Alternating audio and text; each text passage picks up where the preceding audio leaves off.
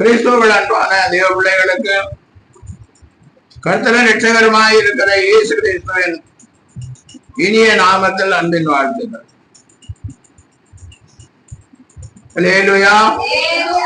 இந்த நாளிலும் நாம் கர்த்தருடைய வார்த்தையை கேட்போம். ஏசாயா தீர்க்கதரிசியின் புத்தகம் 58ஆம் அதிகாரம் 11ஆம் வசனம். கர்த்தர் நித்தமும் உன்னை நடத்தி மகாவறட்சியான காலங்களில் உன் ஆத்துமாவை திருப்தியாக்கி உன் எலும்புகளை நினமுள்ளதாக்குவார். நீ நீர் பாய்ச்சலான தோட்டத்தை போலவும் வற்றாத நீரூற்றை போலவும் இருப்பாய். அல்லேலூயா. கர்த்தர் நித்தமும் உன்னை நடத்தி. அநேக நேரங்களிலே தேவனுடைய பிள்ளைகள் கர்த்தரனை நடத்துகிறாரா இல்லையா, கர்த்தர் என்னோடு கூட இருக்கிறாரா இல்லையா என்று புலம்புகிறார்கள். ஆனால் ஆண்டவர் ஏசாயா தீர்க்கதரிசியின் மூலம் சொல்லும் போது கர்த்தர் நித்தமும் உன்னை நடத்துகிறார் என்று சொல்றார். அவர் நித்தமும் நடத்தி என்ன செய்கிறார்? வறட்சியான மகா வறட்சியான காலங்கள். அல்லேலூயா. ஈசாக்கின் காலத்திலே ஒரு மகா வறட்சி வந்தது.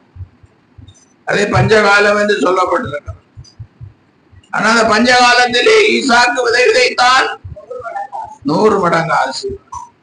அப்ப எந்த வறட்சியானாலும் கர்த்தர் நம்மை நடத்தினால் நமக்கு 100 மடங்கு ஆசீர்வாதம் உண்டு. அல்லேலூயா. அவர் பரலோகத்தின் தேவன், சர்வ வல்லமை உள்ள தேவன், சர்வத்தையும் சிருஷ்டித்தவர், சர்வத்துக்கு எஜமான். அவர் சொன்னா அப்படியே நடக்கும். அல்லேலூயா. அப்படி சொல்லிட்டு அவர் என்ன சொல்லுகிறார்? உன் ஆத்துமாவை திருப்தியாக்கி. ஆத்துமா, இங்க ஆத்துமா திருப்தி ஆகணும். ஆத்துமா திருப்தி ஆகணும். அல்லேலூயா. ஆதாமுக்கு ஆண்டவர் ஒரே ஒரு கட்டளையை கொடுக்கிறார். தோட்டத்தில் உள்ள விருட்சத்தின் கனியை நீ புசிக்கலாம். ஆனா நன்மை தீமை அறியத்தக்க விருட்சத்தின் கனியை என்ன செய்யக்கூடாது? அதை புசித்தால் நீ சாகவே சாவாய். அப்ப ஆண்டுடைய வார்த்தைக்கு கீழ்ப்படியாமல் போனால் சாகவே சாவு. அப்ப பிசாசனுடைய தந்திரத்தினால் ஏவாள் அந்த மரத்தின் கனியை புசித்து புருஷனுக்கும் கொடுத்தார். இப்பொழுது தோட்டத்திலே உலாவுகிற தேவனுடைய சத்தத்தை கேட்ட போது இவர்கள் தேவனுடைய சத்தத்துக்கு தேவனுக்கு பயப்படுகிறார். அல்லேலூயா. அந்த விருட்சத்தின் கனியை புசிக்கிற வரைக்கும் தேவனோடு நடந்தார்கள், தேவனோடு பேசினார்கள், தேவனோடு மகிழ்ச்சியா இருந்தார்கள். அல்லேலூயா. அப்ப தேவாதி தேவன் எப்படி இருந்தாரோ அப்படியே இவர்களும் இருந்தார். இப்பொழுது தேவன் பெரியவராய் தெரிகிறார். அவருடைய சத்தம் பெரிதாய் கேட்கிறது. இவர்கள் ரொம்ப சிறியவர்களாகிவிட்டார். அல்லேலூயா. இவர்கள் நிர்வாணிகளாகிவிட்டார்கள். ஆனால் தேவனுடைய சத்தத்துக்கு பயந்து தோட்டத்தின் விருட்சங்களுக்குள்ளே ஒழித்துக் கொள்ளுகிறார். அப்ப ஆண்டவர் கூப்பிடுகிறார், ஆதாமே எங்கே இருக்கிறார்? நான் உம்முடைய சத்தத்துக்கு பயந்ததினால், உமக்கு பயந்ததினால், உம்முடைய வார்த்தைக்கு கீழ்ப்படியாமல் போனதனால் நான் நிர்வாணியாகி போயிட்டேன். அதனால பயந்து இந்த மரத்துக்கு பின்னால என்ன சொல்லிட்டு இருக்கிறேன்? ஒழித்துக் கொண்டிருக்கிறேன். அல்லேலூயா. இன்னைக்கு நாம் பெரிதாய் பேசலாம், பெரிதான விசுவாசத்தை பேசலாம், ரொம்ப உயர்வாய் பேசலாம், ரொம்ப பெருமை பாராட்டி எல்லாம் பேசலாம். ஆண்டவர் வரும்போது ஒழிக்கிறவர்களா இருப்போமா எதிர்கொண்டு போகிறவர்களாயிருப்போம். அல்லேலூயா. வேதம் என்ன சொல்லுகிறது?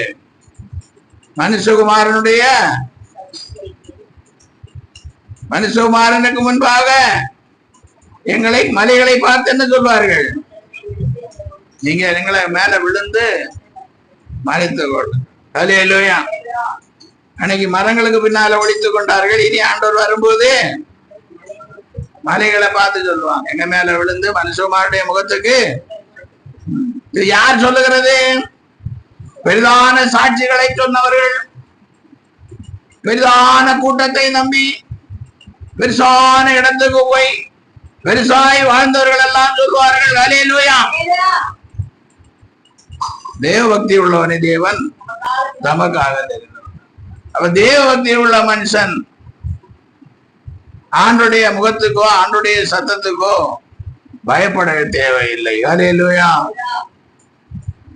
அதான் இங்கே சொல்லப்பட்டிருக்கிறது, மகாவரட்சியான காலங்களில் உன் ஆத்துமாவை திருப்தியாய். ஆத்துமா அதான் உயிரோடு தான் இருக்கிறான். ஆனா தேவ சத்தத்துக்கும் தேவனுக்கும் பயந்து என்ன செய்கிறான்? ஒழித்து கொண்டிருக்கிறான். இப்ப அவனுடைய ஆத்துமா என்ன ஆச்சு? மரணம் அடைந்து.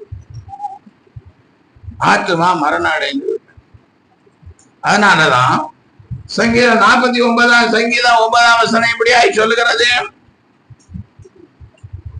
ஆத்தும ரட்சிப்பு மிக அருமையா இருக்கிறது. அல்லேலூயா.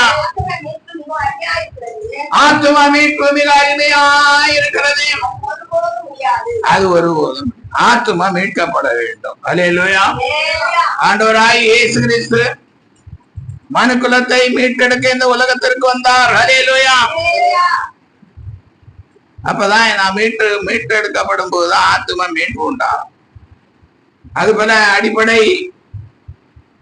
மதத்திலே சொல்லப்பட்டிருக்கிற சில காரியங்களை ஸ்டெப்பாக நாம் ஏற்றுக்கொள்ளும் போது, அதன்படி நடக்கும் போது, அவைகளை கடைபிடிக்கும் போது ஆத்தும மீட்பு உண்டாகிறது.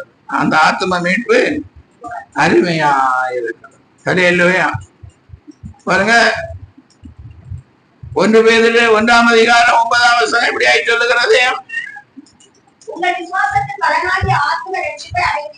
உங்கள் விசுவாசத்தின் பலனாகிய ஆத்தும ரட்சிப்பை அடைகிறீர்கள். அல்லேலூயா.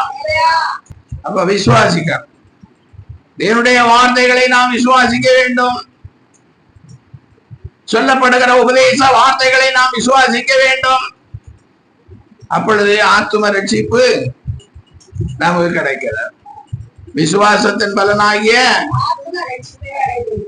ஆத்தும ரட்சிப்பை அடை. அல்லேலூயா. ஆத்தும ரட்சிப்பு அருமையானது. விசுவாசிக்கும் போது ஆத்தும ரட்சிப்பை நாம் என்ன செய்கிறோம்? சங்கீதம் 66 சங்கீதம் 8-9 நாம் வாசிக்கும் போது, ஜனங்களே நம்முடைய தேவனை ஸ்தோத்தரித்து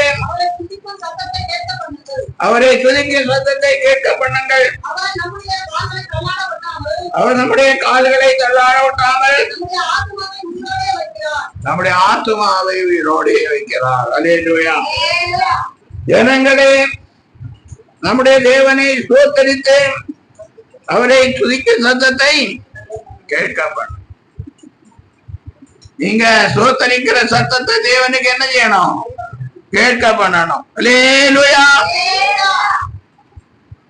நீங்க ஸ்தோத்திரம் பண்ணது, இன்னைக்கு ஸ்தோத்திரம் பண்ணது, என்றைக்கும் ஸ்தோத்திரம் பண்றது தேவனுடைய காதுகளில் கேட்டிருக்கிறதா?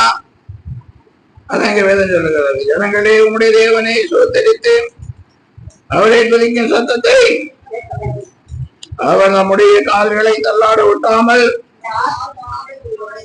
நம்முடைய ஆத்துமாவை உயிரோடு. ஸ்தோத்திரம் பண்றது சத்தமா ஆண்டவருடைய காதுல கேட்க. இப்ப நீங்க ஸ்தோத்திரம் பண்றது உங்க பக்கத்துல இருக்கிறவங்களுக்கு கேட்டு இருக்கிறதா? முதல்ல அதை பாப்போம். அல்லேலூயா. அப்ப உங்க ஆத்துமாவை ஆண்டவர் என்ன செய்வார்? உயிரோடு. நீங்க ஒருவேளை ஆத்துமா மீட்பை பெற்றிருக்கலாம், உங்களுடைய ஆத்துமா ரட்சிக்கப்பட்டிருக்கலாம். ஆத்துமா ரட்சிக்கப்பட்டதுனால ஞானஸ்தானம் எடுத்திருக்கலாம். ஆத்துமா ரட்சிக்கப்பட்டதுனால பரிசுத்த ஆவியை பெற்றிருக்கலாம். ஆனால் ஆண்டவர் தொடர்ந்து ஆத்துமாவை உயிரோட வைக்கணும்னா என்ன செய்யணும்? கர்த்தரை துதிக்கும் சத்தத்தை கேட்க பண்ணுங்கள். அல்லேலூயா. பிள்ளைகளை திட்டுகிற சத்தம் கர்த்தருடைய காதுகளில் கேட்கிறது. அம்மா பிள்ளைகள் போடுகிற சண்டை கர்த்தருடைய சமூகத்தில் கேட்கிறது. நீங்கள் துதிக்கிற சத்தம் கர்த்தருடைய செவிகளில் கேட்கிறதா? அல்லேலூயா.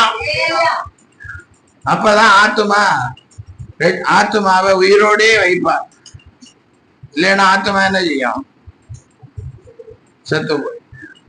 ஆத்துமா செத்தா எங்க போயிருப்போம்? ஆதாமை போல ஆண்டுடைய வார்த்தைகளை கேட்கும் போது பயந்து ஒழிந்து போயிருப்போம். இந்த பாஸ்டர் ஏதாவது ஒண்ணு பேசிட்டு இருப்பார். ஏற்கனவே பயந்து போயிருக்கிறேன். இவர் இன்னும் என்ன செய்கிறாரு? பயம் இருந்துற. அதனால என்ன செய்யக்கூடாது? ஆலயத்துக்கு போகக்கூடாது. ஏதாவது சாக்கு போக்கு சொல்லி போறதை என்ன செய்யணும்? நிறுத்திக்கணும். அப்படின்னு நிறைய பேர் யோசனை பண்றீங்க. அல்லேலூயா. புலம்பல் 3ஆம் அதிகாரம் 25ஆம் வசனம். தமக்கு காத்திருக்கிறவர்களுக்கும் தமக்கு காத்திருக்கிறவர்களுக்கும் தம்மை தேடுகிற ஆத்துமாவுக்கும் கர்த்தர் நல்லவர். அல்லேலூயா. முதல்ல துதிக்கணும். துதிக்கும் சத்தத்தை என்ன செய்யணும்? கேட்க பண்ணணும். அப்ப ஆத்துமாவை உயிரோட வைப்பார். அடுத்து என்ன செய்யணும்? ஆண்டவருக்கு காத்திருக்கணும். ஆண்டவரே என்ன செய்யணும்? தேடணும். ஆண்டவருக்கு காத்திருக்கணும். ஆண்டவரே தேடணும். அல்லேலூயா. பிரச்சனைகள் நிறைந்த உலகத்திலே வாழ்கிறோம். தேவைகள் நிறைந்த உலகத்திலே வாழ்கிறோம். ஆசீர்வாதம் வேண்டும் என்ற விருப்பத்தோடு வாழ்கிறோம். அல்லேலூயா. அப்படியான நம்ம என்ன செய்யணும்? ஆண்டுடைய சமூகத்துல காத்திருக்கணும். எதுக்கு? ஐஸ்வர்யம் யாராலே வருகிறது? அப்புறம் ஐஸ்வர்ய சம்பந்தராகி ஆண்டவர் நம்மை தேடி வர வேண்டும் என்று நாம் என்ன செய்யணும்? காத்திருக்கணும். அல்லேலூயா. காத்திருந்து தேடணும். ஏதோ பஸ் ஏறுறது மாதிரி, ட்ரெயின் ஏறுறது மாதிரி டிக்கெட் ரிசர்வேஷன் பண்ணி இருக்கிறேன்னு சொல்லி எந்த பிளாட்பாரத்துல போய் உட்கார்ந்து ஏறி போயிடலாம். அல்லேலூயா. இது அப்படியெல்லாம் கிடையாது. இது ஆண்டவரே நமக்கு காத்திருக்கணும். எப்ப வருவாருன்னு என்ன செய்யணும்? காத்திருந்து தேடணும். காத்திருந்து என்ன செய்யணும்? தேடணும். காத்திருந்து தேடி கண்டுபிடிச்சீங்கன்னா என்ன நடக்கும்?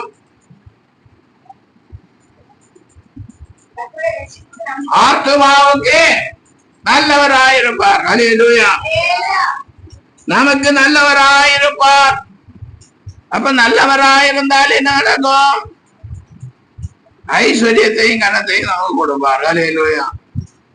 காத்திருந்து தேடும் போது, காத்திருந்து தேடுகிற ஆத்துமாக்களுக்கு தேவன் நல்லவர். பாருங்க, சங்கீதம் 19ஆம் சங்கீதம் 7ஆம் வசனம். கர்த்தருடைய வேதம் குறைவற்றதோ ஆத்துமாவை உயிர்ப்பிக்கிறதுமாயிருக்கிறது. போதும். கர்த்தருடைய வேதம் குறைவற்றதும் ஆத்துமாவை உயிர்ப்பிக்கிறதுமாய். கர்த்தருடைய வேதம் குறைவற்றது. எல்லா ஆசீர்வாதமும் கர்த்தருடைய வேதத்திலே இருக்கிறது. எனக்கு அது இல்லை இது இல்லை என்று நாம் அங்கலாய்க்க தேவையில்லை, புலம்ப தேவையில்லை. கர்த்தருடைய வேதம் குறைவற்றது. அது கர்த்தருடைய வேதம் என்ன சொல்லுகிறது? ஆத்துமாவை உயிர்ப்பிக்கிறதுமாய். நம்முடைய ஆத்துமாவை உயிர்ப்பிக்கிறது. அப்ப ஆத்மா உயிர்ப்பிக்கப்பட்டாதான் மகா வறட்சியான காலங்களிலும் ஆத்மாவை திருப்தி ஆக்குவார். ஹல்லேலூயா. இப்போ சிலர்கள் தம்முடைய அவங்களுடைய முறைப்படி ஒருத்தர் மரித்து போனாருன்னா அவருக்கு என்ன பண்றாங்க? நல்ல அவங்க எல்லாம் என்னெல்லாம் விரும்பி சாப்பிடுவாங்களோ எல்லாவற்றையும் செய்து கொடுக்கறாங்க. ஹல்லேலூயா. ஒரு 50 வருடங்களுக்கு முன்பாக, சுமார் 50 வருடம், அப்போ யாரையும் தனிப்பட்ட முறையில சொல்லக்கூடாது, அதனால சொல்றேன். 50 ஒரு 45 வருஷத்துக்கு முன்னேன்னு வச்சுங்க. எனக்கு தெரிஞ்ச ஒரு அன்பான ஒரு பெரிய ஒரு பாட்டுல ஒண்ணு வாங்கிட்டு அப்படியே போவார். அங்க கல்லறைகள் எல்லாம் நிறைய இருக்கும். அது பக்கத்துல கொஞ்சம் வச்சுட்டு என்ன பண்ணுவார்? ஏதோ பேசுவார், யாருக்கு தெரியாது. அப்புறம் அதை எடுத்து மடமடன்னு குடிச்சிட்டு அப்படியே வந்துடுவார். ஹல்லேலூயா. யாருக்கு? செத்து போன அவங்க அப்பாவுக்கு டெய்லி வாங்கி கொடுக்குறாரு. ஹல்லேலூயா.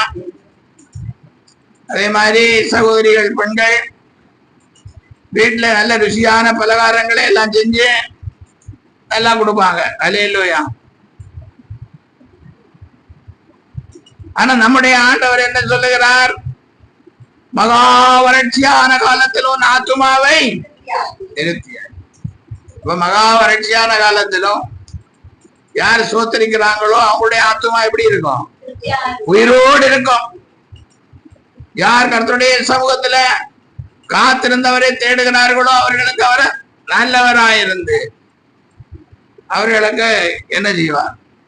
ஆத்துமாக்களை திருத்தியார். அப்போ சோத்தரியாத ஆத்துமாக்கள் மரித்து போன ஆத்துமாக்கள். ஹல்லேலூயா. நம்ம சபைக்கு வாரவங்க ஆனாலும் சரி, எந்த சபைக்கு வாரவங்க ஆனாலும் சரி, அகில உலகத்துல எந்த உலகத்துல இருக்கிறவங்க ஆனாலும் சரி, ஸ்தோத்திரம் பண்ணி தேவனை மகிமைப்படுத்தலைன்னா அவங்களுடைய ஆத்துமா மரித்து போனது. மரித்தவர்களும் அவனத்தில் இறங்கினவர்களும் தேவனை துதியார்கள். ஹல்லேலூயா. மரித்து போனவர்கள் தேவனை துதியார். அப்ப நீங்க தேவனை துதிக்கலைன்னா நீங்க உங்க ஆத்துமா என்ன ஆயிடுச்சு? மரித்து போச்சு. அதனால ஆத்துமாவை உயிரோட எழுப்பணும்னா கர்த்தருடைய வேதம் சொல்லுகிறபடி உங்களுடைய ஆத்துமா உயிர்ப்பிக்கப்பட வேண்டுமானால் கர்த்தரை நீங்க என்ன செய்யணும்? துதிக்கணும். அப்ப உங்களோட ஆத்துமாக்களை உயிரோட வைப்பார். ஹல்லேலூயா. அப்ப கர்த்தரை தேடணும், கர்த்தர் பாதம் காத்திருக்கணும். அப்பொழுது அவர் உங்களை ஆத்துமாவுக்கு நல்லவராயிருப்பார். எப்படி இருப்பார்? நல்லவராயிரும். இயேசு எப்படி இருக்கணும்? நமக்கு நல்லவராயிருக்கணும். பிலேயாமன் ஒரு ஊழியக்காரன் இருந்தான். பாலாக் என்ற ஒரு ராஜாவும் இருந்தான். அப்ப பிலேயாமுடைய வார்த்தை அவன் என்ன சொன்னாலும் அப்படி நடக்கும். ஹல்லேலூயா. அப்ப பாலாக் என்ற அரசன் பிலேயாமை கூப்பிட ஆள் அனுப்புகிறான். நீர் வரணும், எகிப்திலே இருந்து ஒரு பெரிய கூட்டம் வந்து கொண்டே இருக்கிறது. அந்த கூட்டத்தை நீங்க என்ன செய்யணும்? சபிக்கணும். அவ்வளவுதான். உன்னை கனப்படுத்துவேன், உனக்கு வீடு நிறைய என்ன தருவேன்? நீ கேட்கிற எல்லா ஆசீர்வாதத்தையும். பிள்ளையான் ராத்திரி முழுக்க உட்கார்ந்திருந்த ஆண்டோடத்திலே கேட்கிறான், நான் போய் அந்த ஜனங்களை சபித்தால் எனக்கு நிறைய ஆசீர்வாதம் தருவேன்னு ராஜா சொல்றாங்க. இவர் சொன்னார், நீ போகவும் வேண்டாம், நீ சபிக்கவும் வேண்டாம். மறுநாள் வந்த இடத்திலே பிள்ளையான் சொல்லுகிறார், இது ஆண்டவர் எனக்கு அனுமதி கொடுக்க வேண்டும். அப்ப அவன் திரும்பவும் சொல்லி அனுப்புகிறான், இன்னும் அதிகமான ஆசீர்வாதங்களை உனக்கு. அப்ப இவர் பிள்ளையான் திரும்பவும் என்ன செய்கிறார்? பண்றார். அப்ப ஆண்டவர் சொல்லிட்டார், போகண்டான்னு சொன்னார். திரும்ப சரி போன்னு சொன்னார். அல்லேலூயா. அப்ப இவரு கழுதையின் மேல ஏறி உட்கார்ந்து வழிக்கு தேவையான எல்லாவற்றையும் எடுத்துக்கொண்டு அப்படியே போகும்போது தேவனுடைய தூதன் ஒரு பட்டயத்தோட நிக்கிறான். அப்ப கழுதைக்கு தெரியுது கழுத வழி விலகி போகுது. எப்படியோ 2 தடவை அவரை தப்பு வைத்தது. 3ஆவது தடவை என்ன நடந்தது? அப்படியே கழுத அவனை கீழே படுத்துச்சு. அப்ப பிள்ளைய அவன் கழுதையை என்ன செஞ்சான்? அடித்தான். பிள்ளையாம் கழுதையை அடித்தான். அப்ப கழுத பேசு, என்னை நீர் அடித்தது. அல்லேலூயா. நீ என்னை பரிகாசம் பண்ணுகிறாய். நீ என்ன பண்றாய்? ஆமா, வயல்வெளியில போற, மதில் சுவர் வழியில போய் நிற்கிற, இப்ப படுத்து வேற கிடக்குற, என்னை பரிகாசம் பண்ற. ஆனா ரொம்ப அவசரமா போயிட்டு இருக்க. பிலேயாமின் கண்ணை கர்த்தர் என்ன செஞ்சார்? அங்க தேவதூதன் எப்படி நிக்கிறான்? முழுவன பட்டயத்தோடு. அல்லேலூயா. இன்னைக்கு அநேகர் அப்படிதான். எது ஜெபிக்கணும், எது நமக்கு தேவைன்னு தெரியாது. எது வந்தாலும் அது நமக்கு நல்லதுதான். தேவ சித்தம் தான்.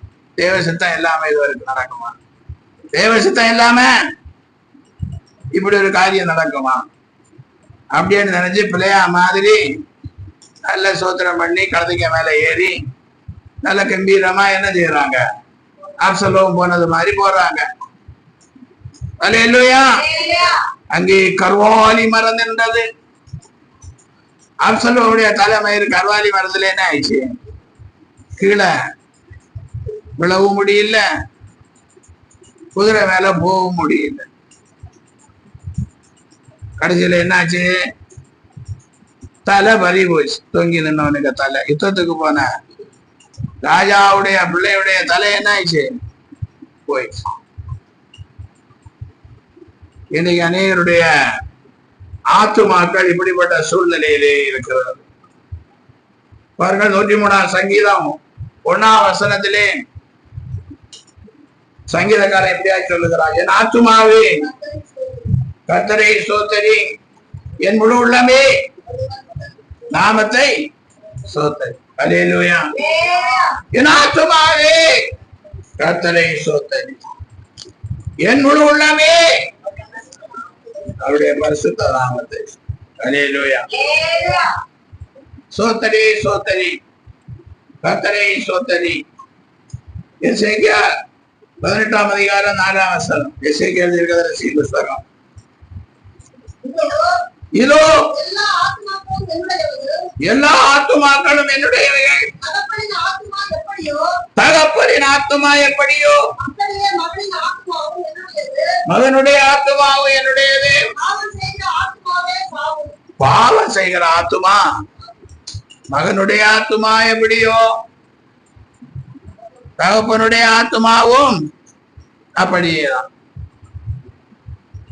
தகப்பன் பாவம் செய்தால் தகப்பனுடைய ஆத்துமா சாகும். பிள்ளை பாவம் செய்தால் பிள்ளையினுடைய ஆத்துமா சாகும். அல்லேலூயா. இதோ எல்லா ஆத்துமாக்கள் என்னுடையவை. தகப்பனின் ஆத்துமா எப்படியோ அப்படியே மகனின் ஆத்துமா என்னுடைய. பாவம் செய்கிற ஆத்துமாவே. அதனால பிள்ளை பாவம் செய்தா பிள்ளைக்கு ஆத்துமா சாகும். தகப்பன் பாவம் செய்தா தகப்பனுடைய ஆத்துமா சாகும். அப்ப தகப்பன் பாவம் செய்தாருன்னு சொல்லி அவருக்கு துணைக்கு போனா துணைக்கு போறவங்க ஆத்துமாவும் சாகும். பிள்ளை பாவம் செய்தா அவனை காப்பாற்றணும், அவனுக்கு உதவி செய்யணும்னு கூட போனா கூட போறவங்களுடைய ஆத்மாவும் சாகும். அப்ப பாவம் செய்யற ஆத்மா சாகும். ஆதாம் பாவம் செஞ்சாலும் ஆதாவுடைய ஆத்துமா செத்து. ஏவாள் பாவம் செய்தனா ஏவாளுடைய ஆத்துமா செத்தார். நம்ம பாவம் செய்தா நம்முடைய ஆத்துமா தேவன் அவர் ஜீவன் உள்ளவருக்கு தேவனாயிருக்கிறார். நம்முடைய ஆத்துமா செத்து போயிடுச்சுன்னா நம்முடைய ஆத்துமா செத்து போயிடுச்சுன்னா அவர் நமக்கு தேவனாய் இருக்க மாட்டார். மரித்தவர்களும் பவனத்தில் இறங்கினவர்களும் கர்த்தரை துதியார். மரித்து போனவர்கள் கர்த்தரை என்ன செய்ய மாட்டாங்க. சிலர் ஏற்கனவே துதிச்சு கொண்டு இருந்திருப்பாங்க. ஏற்கனவே எப்படி இருந்திருப்பாங்க, கர்த்தரை துதிச்சு கொண்டு இருந்திருப்பாங்க. அதனால தூக்க மயக்கத்துல என்ன பண்ணுவாங்க, சோத்திரம் பண்ணுவாங்க. ஆனா ஏற்கனவே அந்த ஆத்மா என்ன ஆகி போச்சது, செத்து போச்சு. யாக்கோபு எழுதின நிருபம் 1 அதிகாரம் 21 வசனம். ஆகையால் எல்லாவித அழுக்கையும் கொடிய துர்க்குணத்தையும் ஒழித்துவிட்டு உங்கள் உள்ளத்தில் நாட்டப்பட்டதாயும் உங்கள் ஆத்துமாக்களை ரட்சிக்க வல்லமை உள்ளதாயிருக்கிற வசனத்தை சாந்தமாய் ஏற்றுக்கொள்ளுங்கள். அல்லேலூயா. ஆகையால் நீங்கள் எல்லாவித அழுக்கையும் கொடிய துர்க்குணத்தையும் ஒழித்து விட்டு, அழுக்கு அசுத்தம், அல்லேலூயா, அழுக்கையும் கொடிய துர்க்குணம் இருக்கு நமக்குள்ள, கொடிய துர்க்குணத்தையும் ஒழித்து விட்டு உங்கள் உள்ளத்தில் நாட்டப்பட்டதாயும் உங்கள் ஆத்துமாக்களை ரட்சிக்க வல்லமை உள்ளதாயிருக்கிற வாசனத்தை சாந்தமாய் ஏற்றுக்கொள்ள வேண்டும். அல்லேலூயா. ரட்சிக்க வல்லமை உள்ளது, நம்முடைய ஆத்மாவை உயிர்ப்பிக்க வல்லமை உள்ளது எது? வசனம். இப்ப வசனம், நம்முடைய வசனத்தை முதல்ல என்ன செய்யணும், ஏற்றுக்கொள்ளணும். இந்த வசனங்கள் எனக்காக எழுதப்பட்டவை என்று ஏற்றுக்கொள்ள வேண்டும். இந்த வசனத்தின்படிதான் நடக்க வேண்டும் என்று நம்மை அர்ப்பணிக்க வேண்டும். வசனம் வாயில மட்டும் இருக்கும். வசனம் எங்க இருக்கும்? வாயில இருக்கும். பேச்சு மளமளன்னு பேசுவாங்க. தேவபக்தி உள்ளவனே கர்த்தர் தமக்காக தெரிந்து கொண்டாருன்னு பேசுவாங்க. ஆனா பார்த்தா தேவபக்தி இருக்காது, பாக்குறதுக்கே தேவபக்தி இருக்காது. அப்ப உள்ளத்துல எப்படி தேவபக்தி இருக்கும், அப்புறம் இல்லத்துல எப்படி தேவபக்தி இருக்கும்? அல்லேலூயா. பாருங்க, யாக்கோபு 5 அதிகாரம் 20 வசனம் இப்படி சொல்லுகிறது. தப்பி போன மார்க்கத்தினின்று பாவியை திருப்புகிறவன் ஒரு ஆத்துமாவை மரணத்தில் ரட்சித்து திரளான பாவங்களை மூடுவான் என்று அறிய கடவன். அல்லேலூயா. தப்பி போன மார்க்கத்திலிருந்து பாவியை, தப்பி போன மார்க்கம்னா என்ன மார்க்கம்? பாவிகள் இருக்கிற மார்க்கம். அல்லேலூயா. பாவிகள் இருக்கிற சபை, அதுதான் தப்பி போன மார்க்கம். எங்க பாவி இருக்கிறாங்களோ அதான் தப்பி போன மார்க்கம். அப்படி தப்பி போன மார்க்கத்திலிருந்து, அப்படி தப்பி போன சபையிலிருந்து, அப்படி தப்பி போன உபதேசங்களிலிருந்து ஒரு ஆத்மாவை மரணத்திலிருந்து ரட்சித்து, ஒரு ஆத்மாவை ரட்சித்தா திரளான பாவங்களை என்ன செய்யலாம்? ஆமா, சுவிசேஷத்தை சொல்லி ஒரு ஆத்மாவை நம்ம ரட்சித்தோம்னா நமக்கு இருக்கிற திரளான பாவங்கள் எல்லாம் என்ன செய்கிறது? மூடப்படுகிறது. அல்லேலூயா. திரளான பாவங்களை மூடுவார். இயேசுவே தெய்வம் என்று இனி ஒருத்தருக்கு நாம் சொல்லி அவர்களை மீட்டெடுத்து அவர்களை சபைக்கு கொண்டு வந்தால், யார் அந்த வேலையை செய்தார்களோ அவர்களுக்கு திரளான பாவங்களை ஆண்டவர் செய்வார், மூடுவார். ஆனா நாம் தேவபக்தி உள்ளவர்களாயும் தேவனுடைய வார்த்தைக்கு கீழ்ப்படியாதவர்களாய் இருக்கிறபடியினால் யாருக்கு இயேசுவை சொல்றதில்ல, யாருக்கு இயேசுவை சொல்றது. ஒரு பாவியையும் மீட்டெடுக்கிறது இல்லை. ஹல்லேலூயா. ஒரு சபையாருக்கு இயேசுவை சொல்றது இல்லை, மற்ற சபையாருக்கு சொல்லணும். தேவபக்தி உள்ளவனே தேவன் நமக்காக தேவபக்தியான இந்த ஜீவனுக்கும் மறுஜீவனுக்கும் வாக்குத்தத்தம் உள்ளதாகையால் எல்லாவற்றிற்கும் பிரயோஜனம் உள்ள தேவபக்தி வேணும். தேவபக்தி இல்லைன்னா ஒண்ணும் இல்லை. தேவபக்தி இல்லைன்னா ஒண்ணுமே இல்லை. ஹல்லேலூயா. அதனாலதான் எப்படி இருக்கணும்? தேவபக்தி உள்ளவர்களாய் இருக்க வேண்டும். ஹல்லேலூயா. பாருங்க, 2 பேதுரு 2ஆம் அதிகாரம் 9ஆம் வசனத்திலே ஆண்டவர் சொல்லுகிறார், தேவபக்தி உள்ளவர்களை சோதனை என்று ரட்சிக்கவும் அக்கிரமக்காரை ஆக்கினைக்குள்ளானவர்களாக நியாய தீர்ப்பு நாளுக்கு வைக்கவும் அறிந்திருக்கிறார். தேவபக்தி உள்ளவர்களை சோதனை என்று ரட்சிக்க அறிந்திருக்கிறார். ஹல்லேலூயா. சகோதரோ சகோதரியோ கேட்கும்போது ரொம்ப சோதனையில் இருக்கிறதா சொல்லுவாங்க, கஷ்டத்துல இருக்கிறதா சொல்லுவாங்க, போராட்டத்தில் இருக்கிறதா சொல்லுவாங்க, வேதனையில் இருக்கிறதாக சொல்லுவாங்க. ஹல்லேலூயா. ஆனா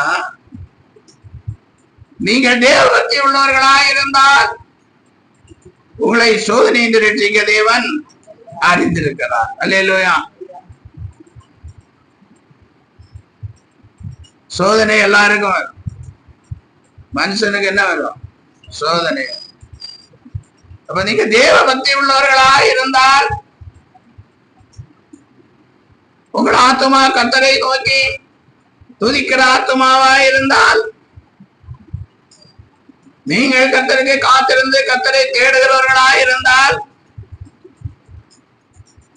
கர்த்தர் உங்களுக்கு என்ன செய்வார்? சோதனை என்று விடுவிக்க அறிந்திருக்கிறார். ஹல்லேலூயா. ஹல்லேலூயா. இப்படியாய் சோதனை, வேதனை, கஷ்டங்கள் எல்லாம் ஏன் வருகிறது? வாக்குத்தத்தம் எப்படி சொல்லுகிறது? அவர் நித்தமும் நம்மை நடத்தி மகா வறட்சியான காலங்களிலும் ஆத்மாவை திருப்தியாக்கி எலும்புகளை நினமுள்ளதாக்குகிறார். நீ வற்றாத நீரூற்றை போலவும் நீர்வாய்ச்சலான தோட்டத்தை போலவும் இருப்பாய். வற்றாத நீரூற்று போல் இருப்பாய், பலமுள்ள தோட்டத்தை. செழிப்பு. ஆத்மா எப்ப திருப்திப்படுதோ, ஆத்மா எப்பொழுது ரட்சிக்கப்படுதோ, ஆத்மா ரட்சிப்புக்கான காரியங்களை நாம் எப்ப செய்யறோமோ அப்ப நாம் செழிப்பை பார்க்க முடியும். ஹல்லேலூயா. நம்முடைய ஆத்மாவை என்ன செய்கிறார்? திருப்தி ஆக்கி எலும்புகளை நினமுள்ளதாக்குகிறார். நாம் கர்த்தரால் ஆசீர்வதிக்கப்பட்டவர்களாய் மாறுகிறோம். ஹல்லேலூயா. கர்த்தரால் ஆசீர்வதிக்கப்பட்டவர்களாய். இவ்வுலக ஆசீர்வாதம் நமக்கு வருகிறது, பரலோகத்தின் ஆசீர்வாதமும் நமக்கு வருகிறது. இரட்டிப்பான நன்மைகள். தேவனுடைய பிள்ளைகளுக்கு மட்டும்தான் இரட்டிப்பான நன்மைகள். இரட்டிப்பான நன்மையை தந்துட வாக்களித்தாரே. ஹல்லேலூயா. முன்மாறி மேல் பின்மாறி மழையே உன்னதத்திலிருந்து பொழிகிறார். ஹல்லேலூயா. அதனால தேவனுடைய பிள்ளைகள் நாம் நீர்பாய்ச்சலான தோட்டத்தை போல் இருக்க வேண்டுமானால், வற்றாத நீரூற்றை போல் இருக்க வேண்டுமானால் நம்முடைய ஆத்மா எப்படி இருக்கணும்? திருப்தி உள்ளதாக இருக்கணும். ஆத்மா திருப்திப்பட வேண்டுமானால் ஆத்மா உயிர் உள்ளதா இருக்க வேண்டும். ஹல்லேலூயா. ஆத்மா உயிர் உள்ளதா இருந்தால் நிச்சயமாக ஆண்டவர் நமக்கு ஆசீர்வாதங்களை கட்டளையிடுவார். அடுத்தபடியாய் பாருங்க, ஏசாயா 48ஆம் அதிகாரம் 17.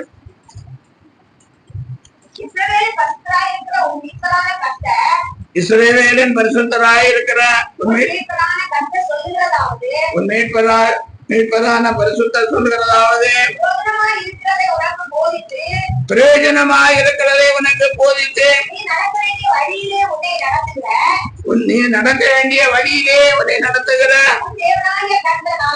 உன் தேவனாகிய கர்த்தர் நானே. அல்லேலூயா.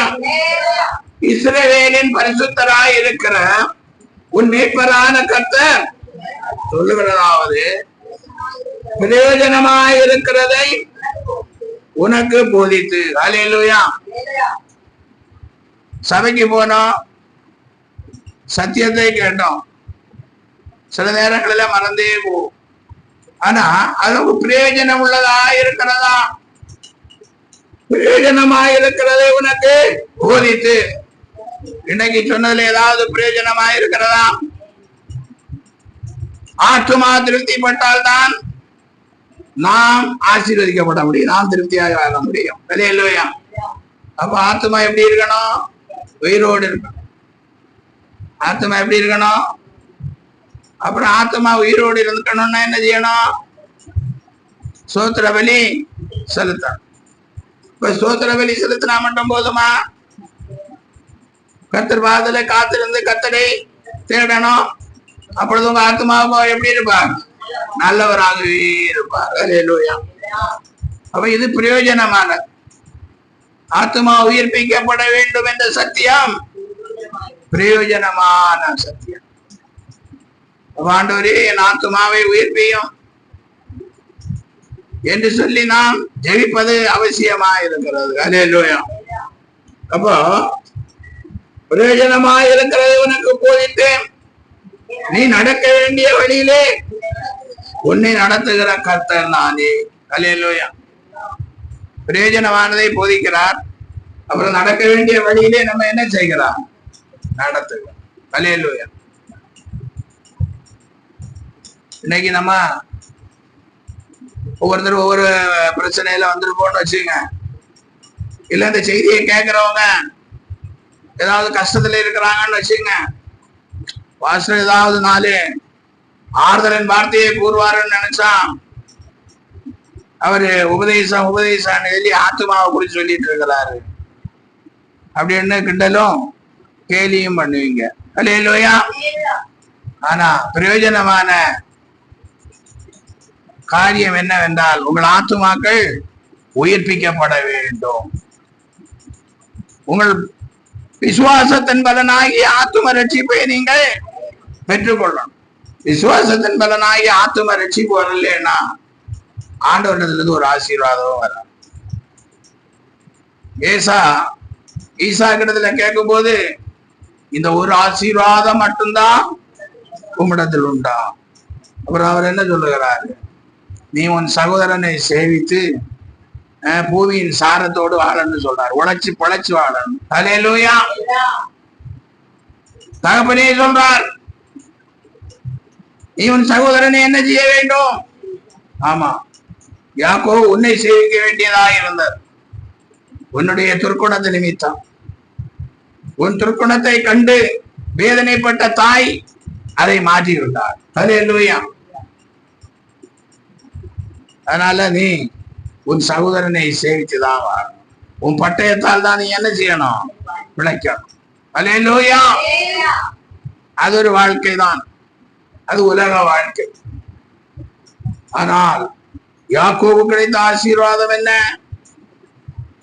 நீ பூமியிலிருந்து வரும் பனியையும் வானத்திலிருந்து வரும் பனியையும் பூமியில் இருக்கிற எல்லா ஆசீர்வாதத்தையும் சுதந்திரித்துக் கொள்ளுவாய். உன் தாயின் மக்கள் உன்னை சேவிப்பார். அல்லேலூயா. எல்லாம் உனக்கு சேவை செய்வார்கள். இன்றைக்கும் பாருங்க, இஸ்ரவேல் நாடு அது யார் பேருக்கு இருக்கிறது? யாக்கோபு பேருக்கு தான் இருக்கு. யுத்தத்துக்கு முதல்ல யாரு போறது? யூதா போனோம். அல்லேலூயா. இஸ்ரவேலே நீ பாக்கியம், கர்த்தரால் ரட்சிக்கப்பட்ட ஜனமே உமக்கு ஒப்பானவன்.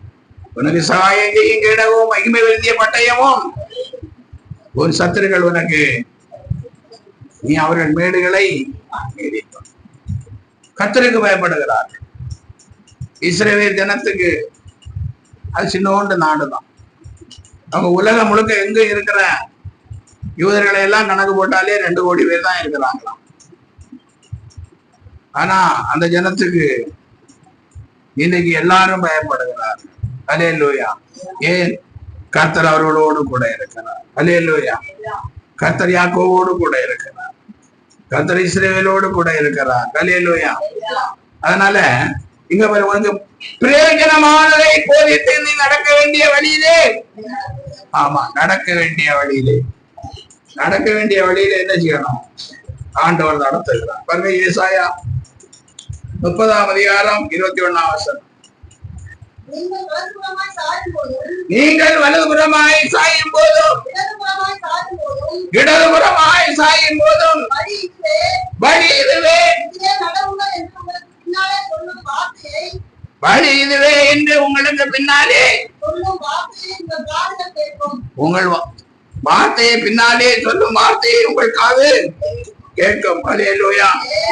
நீங்கள் வலதுபுறமாய் சாயும் போதும் இடதுபுறமாய் சாயும் போதும் வழி இதுவே, இதிலே நடவுங்கள் என்று உங்களுக்கு பின்னாலே சொல்லுகிற வார்த்தையை உங்கள் காதுகள் கேட்கும். அல்லேலூயா. பிரயோஜனமானதை ஆண்டவர் எப்பவுமே போதித்துக் கொண்டிருப்பார். உனக்கு நீ போக வேண்டிய வழியிலே உன்னை நடத்துகிற கர்த்தர். அல்லேலூயா. நீ இடதுபுறம் சாயும் போதும் வலதுபுறம் சாயும் போதும் ஆண்டவர் பின்னாலே இருந்து பேசுவார். இதுவே வழி, இதிலேயே நடவுங்கள் என்று சொல்லுகிற சத்தம், வார்த்தை காதுகளிலே கேட்கும். அல்லேலூயா. இதுதான் தேவ, இதுதான் பரிசுத்தவான்களுடைய வாழ்க்கை, இதுதான் கிறிஸ்தவருடைய வாழ்க்கை, இதுதான் தேவ ஜனங்களுடைய வாழ்க்கை, தேவனோடு கூட சேர்ந்து வாழ்கிற வாழ்க்கை. அல்லேலூயா. திரும்ப அதே 48ஆம் அதிகாரத்துக்கு போவோம். 18ஆம் வசனம்.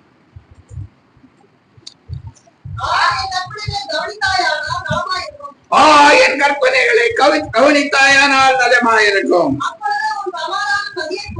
அப்பொழுது உன் சமாதான நதியை போலும், உன் நீதி சமுத்திரத்தின் அலைகளை போலும் இருக்கும். என் கற்பனைகளை கவனித்தாயானால், கற்பனைகளை கவனி, ஆண்டுடைய வார்த்தைகளை கவனிக்க வேண்டும்.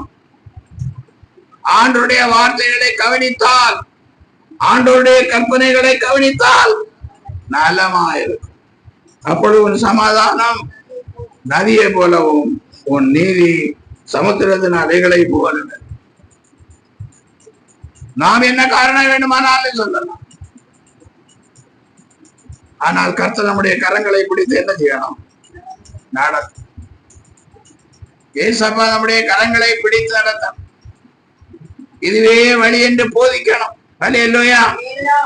அப்ப சமாதான நதியை போலவும் ஒரு நீதி சமுத்திரத்தின் அலைகளை போலவும் இருக்கும். அல்லேலூயா. விசுவனே ஆண்டவர் கரம் பிடித்து நடத்தலைன்னா நம்முடைய வாழ்க்கை ஒன்றுமே இல்லை. பிசாசு நம்மளை கரம் பிடிச்சேன்னு சொல்லுவான். இயேசு கரம் பிடித்து நம்மை நடத்தவில்லை என்றால் பிசாசு தான் நம்மளை என்ன செய்வான்? கரம் பிடித்தார். ஆனா தொடக்கத்துல நமக்கு ரொம்ப ஆசீர்வாதமா இருக்கிற மாதிரி தெரியும். அப்புறம் நாட்கள் போகும்போது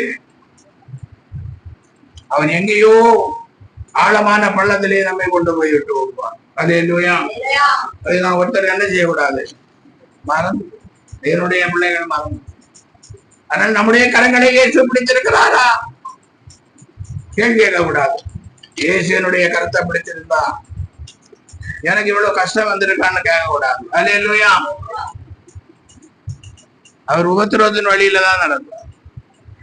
புலம்பலின் புஸ்தகத்துல பார்க்கும்போது அவர் சொல்லுகிறார், அவர் எனக்கு நண்பனாக இல்லை, அவர் எனக்கு எதிரியாக இருந்தார். அல்லேலூயா. ஆனாலும் முடிவு எப்படி இருந்தது? ஆசீர்வாதமானதா இருந்தது. அல்லேலூயா. 2 தெசலோனிக்கேயர் 3ஆம் அதிகாரம் 5ஆம் வசனம். கர்த்தர் உங்கள் இதயங்களை தேவனை பற்ற அன்புக்கும் கிறிஸ்துவின் பொறுமைக்கும் நேராய் நடத்துவாராக. அல்லேலூயா. எப்படி நடத்துவார் ஆண்டவர்? ஆமா, தேவன் மேல உள்ள அன்பு இருக்கும் தேவன் நடத்தும் போது. கிறிஸ்துவின், ஆமா, அவரை சிலுவையில அரைந்து ஆணி அடைத்து கொலை செய்கிறது வரைக்கும் எப்படி இருந்தார்? பொறுமையா இருந்தார். அப்பொழுது நம்ம ஆண்டுடைய பாதத்துல எப்படி இருக்கணும்? ஆசீர்வாதம் வாரதரைக்கு பொறுமையாயிருக்கும். பாப்பார் இவன் இப்படியே ஜெபம் பண்ணிட்டு இப்படியே காத்திருக்கிறானே, இவனுக்கு ஆசீர்வாதத்தை கொடுக்கணும்னு தேவ இறக்க என்ன செய்யணும்? வெளிப்படும். ஏதோ 4 வார்த்தையை சொன்னான், அப்படி மலமலன்னு ஓடுனான் எல்லாம். அல்லேலூயா. 32ஆம் சங்கீதம் இப்படியாய் சொல்லுகிறது, நான் உனக்கு போதித்து நீ நடக்க வேண்டிய வழியை உனக்கு காட்டுவேன், உன் மேல் கண்ணை வைத்து உனக்கு ஆலோசனை சொல்வேன். 32:8. நான் உனக்கு போதித்து நீ நடக்க வேண்டிய வழியை உனக்கு காட்டுவேன், நீ நடக்க வேண்டிய வழியை உனக்கு காட்டுவேன், உண்மையில் என் கண்ணை வைத்து ஆலோசனை. அப்போ கர்த்தர் நித்தமும் நம்மை நடத்துகிறது. நம்மை நித்தமும் என்ன செய்கிறார்? நடத்துகிறார். எப்படி நடத்துகிறார்? ஆத்துமாவை மகா வறட்சியான காலங்களிலும் ஆத்துமாவை திருப்தியாக்கி எலும்புகளை நினமுள்ளதாக்குகிறார். நீ எப்படி இருப்பாய்?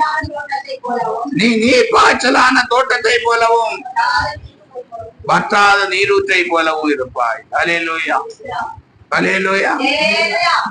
அப்ப நீங்க ஆத்துமா உயிர்ப்பிக்கப்பட்டால், ஆத்துமா ஜீவன் உள்ளதாய் இருந்தால், ஆத்துமாவை ஆண்டவர் என்ன செய்வார்? திருப்தியாகும். அப்ப நீங்க நீர்ப்பாய்ச்சலான தோட்டத்தை போலவும் வளமுள்ள தோட்டத்தை போலவும் இருக்கு. அல்லேலூயா. வார்த்தைகளுக்காய் கர்த்தரை ஸ்தோத்திரிப்போம். மீதியான நடத்துதலே அடுத்த வாரத்திலே நாம் தொடர்ச்சியை மீதியை பார்க்கலாம். அல்லேலூயா, அல்லேலூயா. நீர்ப்பாய்ச்சலான தோட்டத்தை போலவும் வற்றாத நீரூற்றை போலவும் தேவன் நம்மை வைக்கும்படியாய் சோதனம் பண்ணுவோம். நாம் ஜெபிக்கலாம். எங்களை அதிகமாய் நேசிக்கிற பரலோகத்தின் தெய்வமே இயேசுவே, அப்பா எங்களை நீர்ப்பாய்ச்சலான தோட்டத்தை போலவும் வற்றாத நீரூற்றை போலவும் வைப்பேன் என்று வாக்கு கொடுத்திருக்கிறேன். ஆகவே கேட்ட உபதேசத்தின்படி எங்கள் ஆத்துமாக்களை உயிர்ப்பிக்கும்படியாய், எங்கள் ஆத்துமாக்களை பாதுகாக்கும்படியாய், எங்கள் ஆத்துமாக்களுக்கு நீ நல்லவராய் இருந்து எங்களை நடக்கும்படியாய் செபிக்கிறோம். ஆண்டவரே, கிருபை விளக்குவதறிந்த தெய்வமே, ஆண்டவரே, கர்த்தருடைய வேதம் குறைவற்றதும் ஆத்துமாவை உயிர்ப்பிக்கிறதுமாய் இருக்கிறது. இந்த குறைவில்லாத வேதத்தை, இந்த நிறைவான வேதத்தை, ஆத்துமாவை உயிர்ப்பிக்கிற வேதத்தை நாங்கள் பிடித்துக் கொண்டு நடக்க, கர்த்தருடைய சத்தத்தை கேட்கிறவர்களாய் நடக்க, கர்த்தருடைய சத்தத்தின்படியாய் நடக்க, வலதுபுறம் இடதுபுறம் சாயும் போதும் இதுவே வழி என்று சொல்லுகிற கர்த்தருடைய சத்தத்தை கேட்டு கர்த்தர் சொல்லுகிற பாதையிலே நடந்த தேவநாமத்தை மகிமைப்படுத்த தேவ பிள்ளைகள் ஒவ்வொருவரும் கர்த்தர் உதவி செய்கிறார். கிருபைங்கரத்திலே பிள்ளைகளை ஒப்பு கொடுத்து செவி நல்ல சுகந்தாரும் பலந்தாரும் ஆரோக்கியந்தார் கையின் பிரயாசங்களை ஆசீர்வதித்து நல்ல சாட்சியாய் இயேசுவின் நாமத்தில் பிதாவே. ஆத்துமாவே கர்த்தரை ஸ்தோத்திரி.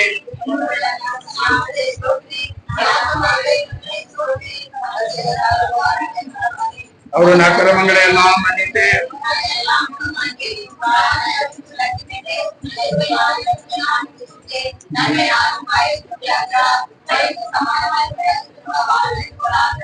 கொடுக்கப்படுகிற யாவருக்கும் கர்த்தர் நீதியையும் நியாயத்தையும் செய்கிறார்.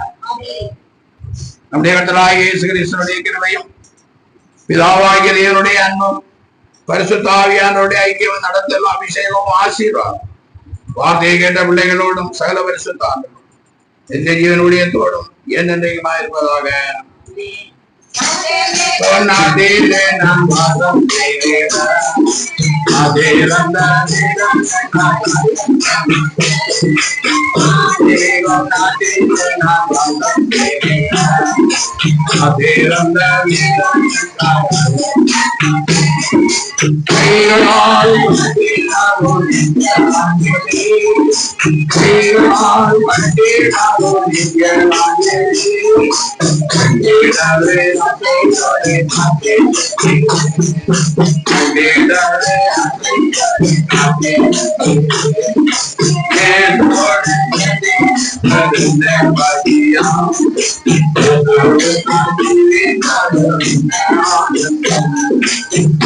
அல்லேலூயா, அல்லேலூயா, அல்லேலூயா.